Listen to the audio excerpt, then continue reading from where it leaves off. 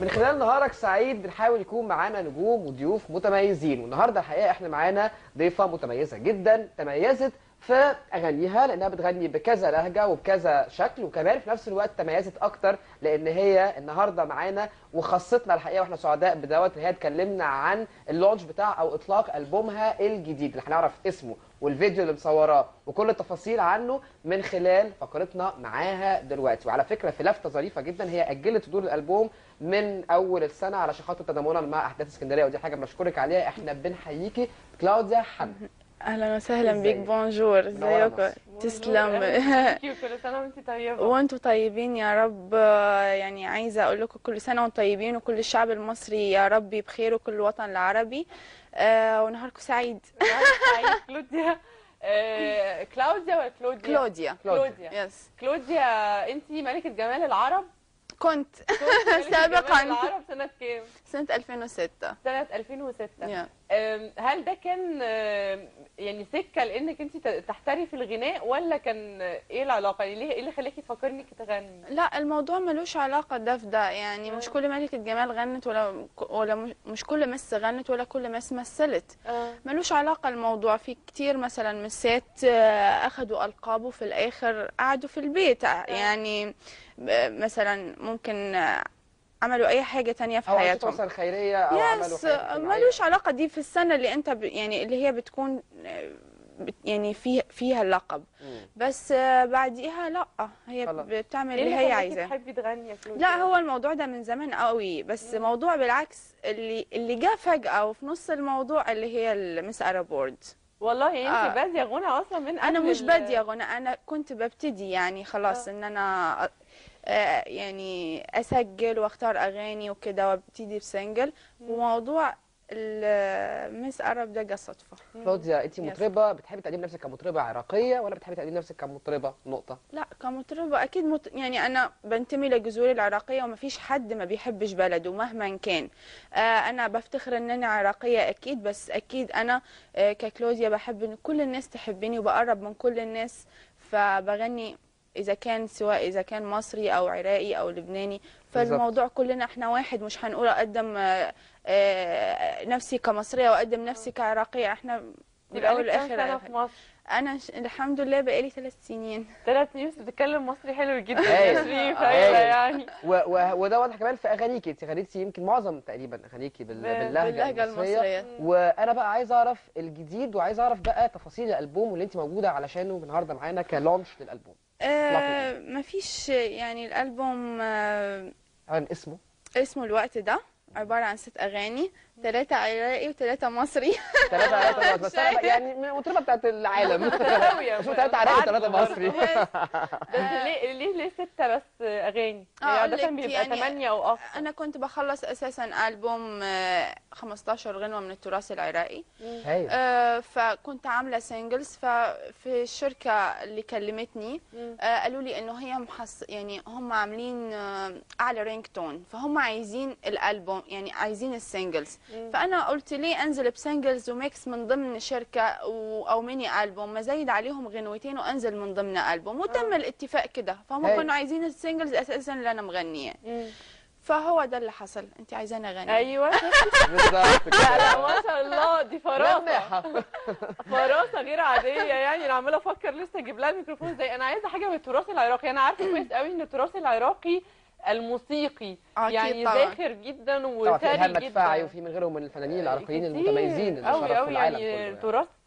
تراث موسيقي غني اكيد، غني جدا. انت عايزه يعني من حاجه مش من الالبوم ده، من الالبوم اللي كان غنائي عراقي. لا مش اللي كان ده، اتاجل. يعني اضطريت ان انا اجله ومش هنزل البومين في نفس الوقت. لا، حاجه الاول نقول تراث عراقي وبعدين ندخل على الجديد.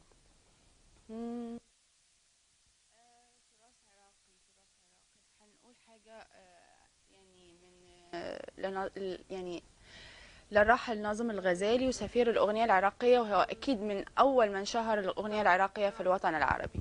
ونقول حاجه لفوق النخل. اكيد انا من الاغاني اللي انا بعشق الغنوه دي. وانت هتكسفني عشان هتقول ما الناس كلها بتغني فوق النخل، فهي قالت فوق النخل فانا سعيد بده. قلت عشان ما ابقاش كليشيه يعني. علشان اعرف ان انا بقراكوا اهو. هي هذا قالت بصت بالظبط. على المايك. على فكره انا خايفه. اعتقد لازم تشوف سمير خلف، يعني اعتقد لازم تقعد مع سمير خلف قاعده كده على على يعني هي جنب. بصت على المايك انا عرفت هي عايزه ايه. انت بصيت لي كده يلا قلت فوق لي النخل. فوق النخل. اوكي.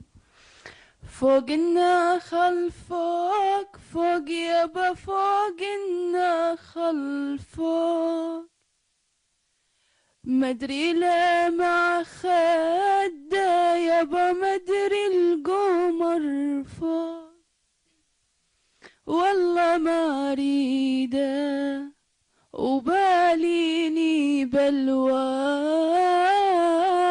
خدك ضوى القمرة يابا وضوى على بغداد، وضوى على بغداد، ولا بيا صبر الروح يابا واتحمل بعاد، والله ما عذبني وما عند مروه.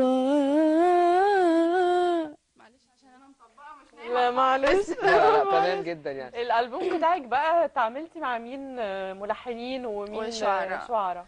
اتعاملت اكيد في الثلاث اغاني المصري مع الشاعر هاني عبد الكريم، وبندم قوي مع الشاعر هاني عبد الكريم. وكملحنين اتعاملت مع الثلاث اغنيات المصري مع هاني عبد الكريم. لا، ومع حنان نصر وعصام اسماعيل، ومعايا خالد نبيل وهاني يعقوب موزعين. ومعايا كمان عصام اسماعيل، يعني كلهم، ومظفر الامير، كلهم دلوقتي انا نسيتهم. كلهم نسيتهم. والوقت ده الحان وتوزيع هاني يعقوب. العراقي اكيد معايا الشاعر حامد الغرباوي في اغنيتين اللي هي تجافيني واحبك، ومعايا الحان مظفر الامير، توزيع ميثم علاء الدين، الثلاثه. وعندي الحان كلمات والحان محمد الخطاب. ما اعرفش انتم ما تعرفوهمش، انا دي بحاول، ومعروفين في الوطن العربي وفي الخليج. هم دول اللي معاهم 6 اغاني، فسهل ان انا اشرحهم. ايوه. كلاوديا، انا عارفه انت بتهتمي جدا بتصوير الكليبس بتاعتك، وانت يمكن صورتي كليبس في لبنان وفي يعني. لا، انا اللي صورت في مصر. صورتي في مصر. احكي لنا بقى بالظبط، عايز اعرف الكليب الجديد بالنسبه لك ايه الاخبار، وحكايه الكليب الجديد. صورت اكيد مع المخرج المتميز طه التونسي، او مخرج مبدع مصري. يا رب يعني يعني تكون بدايه خير وشي خير عليه يا رب. هو حد كرياتيف جدا، وشاب بتحسيه ان هو ممكن يعمل حاجه، ومن الاسماء ان شاء الله اللي هتلمع في مصر قريب. اتعاملت معاه في كليب الوقت ده. عمل لي هو فكره شويه يعني غريبه، اللي هي سبايدر وومن، ده اللي احنا شفناه. وعمل انه لوك تاني اللي هي زي اللوك الفراشه وكده، يعني حاجات شويه. واللوك الغنوه فيها شويه اندلسي، فحاول ان هو نطلع منها لوك كمان اندلسي. انت بالنسبه لك تهتمي اكتر بالدراما، الكليبس اللي هي فيها مثلا تمثيل، ولا تهتمي اكتر بالشكل، ولا اللي يعني انت بتفضلي حسب الغنوه هي بتحكم ايه. اذا كانت ريتميك اكيد لازم تقدم شويه فيها شو، فيها ابهار، اكيد طبعا. اما الاغنيه اذا دراما فهي بتتكلم عن نفسها، فلازم انت تحط نفسك في ناحيه الدراما، مش الا ممكن تمثل فيها المايم بتاع وشك. بس في مثلا فنانات بيميلوا لحاجه على التانية، في بس بيحبوا الاستعراض في، يعني بيتميزوا في. انت بالنسبه لك شخصيا بتحبي ايه أكتر؟ لا، حسب الغنوه، انا ما اقدرش اقول لك. ممكن تلاقيني فجاه بمثل، ممكن تلاقيني بعيط، ممكن تلاقيني لا بقدم استعراض بسيط، ممكن تلاقيني لا قاعده ما بعملش حاجه. بس يعني كل مطربه دلوقتي، انت طبعا مش محتاجه اقول لك، هو المطربات كتير جدا بقوا كتير جدا وموجودين بشكل منتشر فظيع يعني. فعلشان كل واحد يلاقي سكه لنفسه لازم تبقي متميزه في شيء، او متخيله الشكل اللي انت عايزه تتقدمي بيه للناس. عايزه اقول لك مظبوط كلامك، بس دلوقتي كمان الناس بدات تمل. يعني حتى اللي بياخد خط الناس بدأت تمله. ما بقاش الموضوع ان انت عايزه بس تمسكي الخط ده، ممكن تاخديه ده في الغنى. انا ما بحبش، يعني مش ما بحبش الفتره دي. بحب الاغاني الخفيفه، وبحب الاغاني الفريش، عشان احنا بلا حاجه مكتئبين من كل حاجه. فمش مش ناقصك اي حاجه مفرحه في الحياه بالظبط. فيعني فبميل يعني وبسمع للكبار اكيد طبعا في الاغاني اللي فيها دراما وفيها حب وفيها كل حاجه. مين المطرب او المطربه المفضلين عندك؟